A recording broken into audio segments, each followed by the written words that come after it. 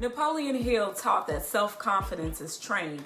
So if you are struggling with self-confidence, I want you to study this video and I want you to go buy a copy of this book, Think and Grow Rich by Napoleon Hill. Now, if you were to take self-inventory on your mental assets and liabilities, you will discover that your greatest weakness is lack of self-confidence, and you are not alone. It is not something that you are born with. It is something that you build on purpose, and fortunately for us, there is a formula for it. So let's get started. Step 1. Self-confidence starts with a definite purpose. Hill said that you cannot be confident if you do not know what you're aiming at. So let me ask you this. What are you committed to becoming? Not what you hope happens, not what you waiting on, not what have you personally decided? Your confidence is going to grow when your mind knows this is where we're going. If you have no aim, you have no confidence. Now, I want to read this in the book. You're going to have to get it to follow along, okay?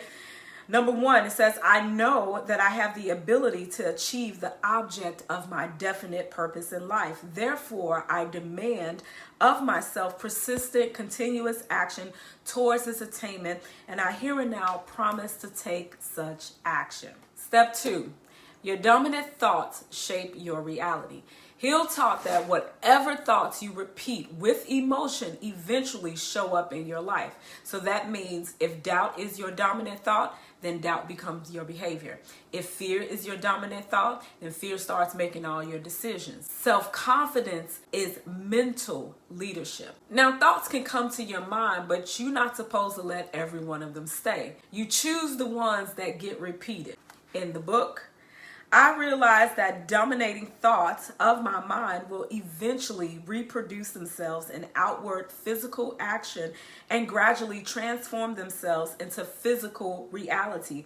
Therefore, I will concentrate my thoughts for 30 minutes daily upon the task of thinking of the person I intend to become. Therefore, creating in my mind a clear mental picture of that person. Okay, step 3, confidence is built through daily repetition. Hill instructed people to read their self-confidence statement out loud twice a day. Why? Because your mind believes what it hears consistently.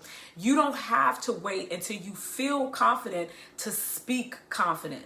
You speak confidence until it becomes familiar. So repetition, this is good.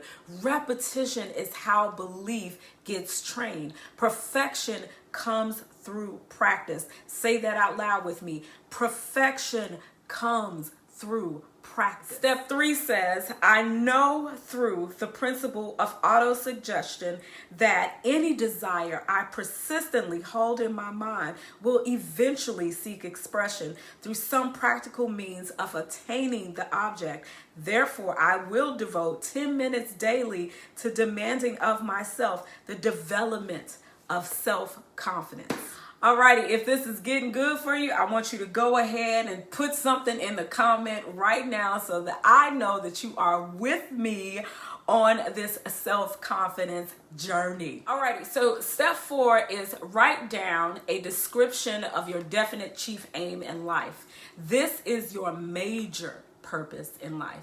And if you don't know what your purpose really is in life, then I encourage you to research a term called ikigai. Ikigai is a Japanese concept that roughly means reason for being. Your purpose sits at the intersection of 4 things: what you love, what you are good at, what the world needs, and what you can be paid for. Your purpose is not just passion. It's passion plus contribution plus responsibility, okay? And this is why Ikigai works. It pulls you out of your fantasy and into alignment with what you were sent here to do on earth. Alrighty, step 4 from the book. I have clearly written down a description of my definite chief aim in life. I will never stop until I have developed sufficient self-confidence for its attainment. Now, step 5, this is really, really good. This will help you to build that self-confidence daily, and you have to develop a win-win mindset. So this is about not using people, not cutting corners, not getting over on someone just because you can. It means, is this good for me? And is this good for them? Real success does not come from taking, my friend. It comes from creating value. And that has to be on the forefront of your mind when you think about building your self-confidence. How will you create value for others? That is a question that I want you to consistently ask yourself. Step 5, I fully realize that no wealth or position can long endure unless built upon truth and justice. Therefore, I will engage in no transaction that does not benefit all whom it affects. I will succeed by attracting to myself the forces I wish to use and the cooperation of other people. I will induce others to serve me because of my willingness to serve others. Okay, step number 6, final step is plan to eliminate negativity. So that means hatred, envy, jealousy, selfishness, cynicism. You want to develop a love for humanity. Love for humanity grows through action, not ideas. So what this looks like is you can hold space for someone. You can offer to help without being asked. You can be kind when there's nothing for you to gain. Service connects you to people beyond ego. Now, confidence without a plan turns into wishful thinking. Confidence with a plan turns into momentum. So the last and final one, and it's not a step 6 in the book, but I personally thought that it should have been. And so it says, I will eliminate hatred, envy, jealousy, selfishness, and cynicism by developing love for all humanity, because I know that a negative attitude towards others can never bring me success.